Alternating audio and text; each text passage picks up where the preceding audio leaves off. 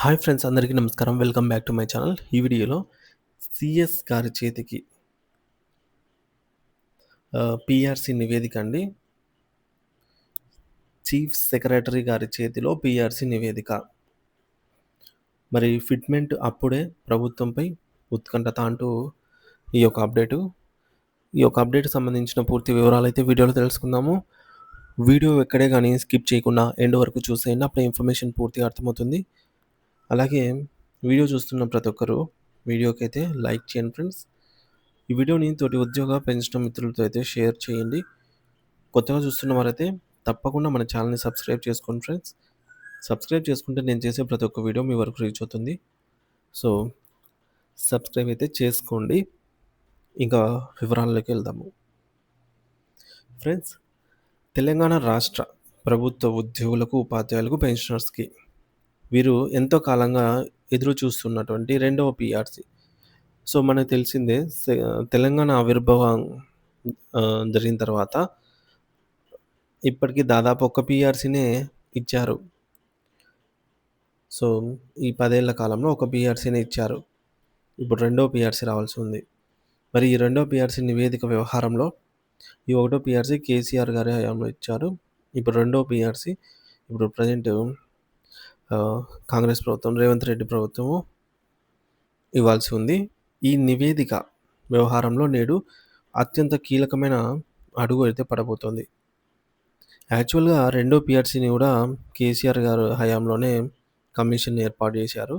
ఆ నివేదిక కూడా పూర్తి అవ్వాల్సి ఉంది. యాక్చువల్గా 1 ఇయర్ టైం ఇస్తారనమాట. 1 ఇయర్ నివేదిక చేయడానికి. కానీ 2-3 ఏళ్ళు గడుస్తున్నా కూడా 2023 జూలై నుంచి అమలు కావాల్సిన డిఏకి సంబంధించి ఈ నివేదిక అనేది ఇవ్వలేదు. రీసెంట్గా రేవంత్ రెడ్డి గారు కూడా ఆ నివేదిక ఇచ్చేయండి అని చెప్పేసి ఆర్డర్ చేశారు.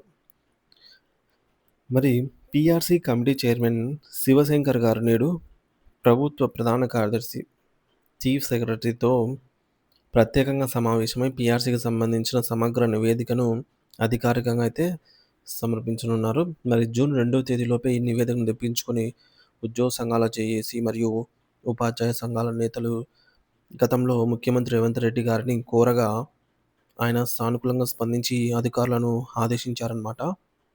అయితే ఏమని ఆదేశించారంటే పీఆర్సీ నివేదికను వెంటనే ఇచ్చేయండి అని చెప్పేసి. అయితే సీఎం ఆదేశాలు జారీ చేసి 25 రోజులు గడిచినా కూడా నివేదిక ప్రభుత్వానికి చేరకపోవడం ఉద్యోగ వర్గాల్లో తీవ్ర అనుమానం, అసహనం, గందరగోళం నెలకొన్నాయన్నమాట. నివేదిక అందిన తర్వాత దాన్ని పరిశీలించి అమలు చేయడానికి మరికొంత కాలం సమయం పడుతుంది ప్రభుత్వానికి. సో నివేదిక ఇస్తానే అట్లే అమలు చేయదు. సో దాన్ని పరిశీలించి ప్రభుత్వం సైడ్ నుంచి ఆర్థిక వెసులుబాటు చూసుకొని దాన్ని నిదానంగా ఇంప్లిమెంట్ చేస్తారనమాట. సో జాప్యం చేసే అవకాశం ఉందని చెప్పేసి విమర్శలు ఉన్నాయి. ఎట్టకేలకు నేడు నివేదిక సమర్పణతో ఈ సుదీర్ఘ నిరీక్షణకైతే కొంతవరకు తెరపడనుందని ఉద్యోగులు భావిస్తున్నారు. సో తెలంగాణలో మొత్తానికి పీఆర్సీ నివేదిక అయితే అందింది అంటున్నారు. మరి ఇది ఎంతవరకు అనేది తెలియాల్సింది. అదే ఏపీలో అయితే పీఆర్సీ కమిటీని వేయలేదన్నమాట. ఇంకా 2023 జూలై ఎప్పుడు అమలు కావాల్సిన పీఆర్సీ ఇంకా కమిషనే మనకు ఏర్పాటు అవ్వలేదు అక్కడ. సో మరి మొత్తం వ్యవహారంలో ఇప్పుడు మనందరి దృష్టి ఫిట్మెంట్ శాతం మరియు దానివల్ల ప్రభుత్వంపై పడే ఆర్థిక భారం పైన ఉంది. ఉద్యోగ సంఘాలు ఏకంగా 51% ఫిట్మెంట్తో కొత్త పీఆర్సీని ప్రకటించాలని గట్టిగా డిమాండ్ చేస్తున్నారు. అయితే రాష్ట్ర ఆర్థిక పరిస్థితిని బట్టి కేవలం ఫిట్మెంట్ శాతం 1% పెంచితే 400 కోట్ల రూపాయలు సంవత్సరానికి పడుతుంది. సో ఈ విధంగా ఎన్ని పెంచాలి అనేది ఆర్థిక పరిస్థితిని బట్టి నిర్ణయిస్తుంది ప్రభుత్వం. మరి ఈ వాస్తవాన్ని దృష్టిలో ఉంచుకొని 20-30% మధ్యలో, 25 కావచ్చు, 27 కావచ్చు, ఈ విధంగా ఫిట్మెంట్ ప్రకటించిన ప్రభుత్వానికి దాన్ని స్వాగతించేందుకు ఉద్యోగులు ఒక మెట్టు దిగి సిద్ధంగా అయితే ఉన్నారు. సో ఎక్స్పెక్ట్ చేసింది 50%, కానీ ఒక ఇందులో 27 or 29% వచ్చినా సరే ఉద్యోగులు స్వాగతించేలాగా అయితే ఉన్నారు అని చెప్పేసి టాక్ ఉంది. ఎందుకంటే ఏది రాకపోవడం కంటే ఏదో ఒకటి అని చెప్పేసి కూడా కొందరు అనుకుంటున్నారు. మరి ఇప్పటికే ప్రభుత్వం ఈ 100 రోజుల్లో ఉద్యోగుల రిటైర్మెంట్ బెనిఫిట్స్ కింద 6,000,00,00,000 చెల్లిస్తామని చెప్పేసి హామీ ఇవ్వడంతో కొంత ఊరట ఇచ్చే అంశం అన్నమాట ఇది. అయితే వాస్తవానికి కొత్త పీఆర్సీ అనేది జూలై 2023 నుంచి అమలు కావాల్సి ఉంది. అంటే అప్పటి నుంచి రావాల్సిన అరియర్స్ విషయంలో కూడా స్పష్టత అయితే రావాల్సింది. ఒకవేళ ప్రభుత్వం ఇప్పుడు ఈ నివేదికను తీసుకున్నా సరే, దీన్ని విశ్లేషణలు పూర్తి చేసి పీఆర్సీ ప్రకటించి అమలు చేయాలంటే కనీసం మనకు ఆగస్టు లేదా డిసెంబర్ ఈ ఇయర్ ఎండ్ వరకు సమయం పట్టేలాగైతే కనిపిస్తోంది. ఇప్పుడు నివేదిక వచ్చినా సరే. సో, దీంతో పాటుగా పెండింగ్‌లో ఉన్నటువంటి డీఏ బకాయిలను కొత్త పీఆర్సీలో కలిపిస్తారా? లేక విడిగా చెల్లిస్తారా?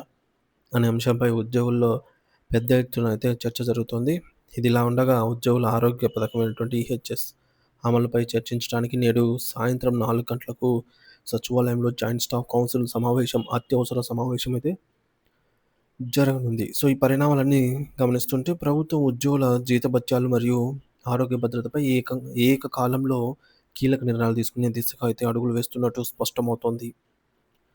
సో, ఇది ఫ్రెండ్స్ ఇప్పటి వరకు ఉన్నటువంటి తాజా update news. So, important points అయితే ఇక్కడ గమనించగలరు.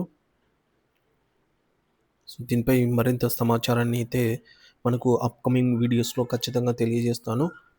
మరి నిజంగానే చీఫ్ సెక్రటరీ గారికి పీఆర్సీ నివేదిక అందిందా? లేక పలానా తేదీ ఇస్తామని చెప్పేసి మాట్లాడుకున్నారా? అసలు ఏం జరిగింది అనేది కూడా మనకు క్లారిటీ అయితే రావాల్సి ఉంది. ఇక 1 లేదా 2 రోజుల్లో ఆ అప్డేట్ వచ్చిన వెంటనే మీకైతే వీడియో రూపంలో అందిస్తాను. సో, అంతవరకు ఎవరైనా మన ఛానల్ కొత్తగా చూస్తున్నవారైతే సబ్స్క్రైబ్ చేసుకోండి ఫ్రెండ్స్. సబ్స్క్రైబ్ చేసుకుంటే వీడియోస్ మీ వరకు రీచ్ అవుతాయి. Thank you for watching this video. అలాగే మీ అభిప్రాయం అయితే కామెంట్ చేయండి ఫ్రెండ్స్. దీనిపైన మీ అభిప్రాయాన్ని ఖచ్చితంగా కామెంట్ అయితే చేసి తెలియజేయండి. Thank you for watching this video.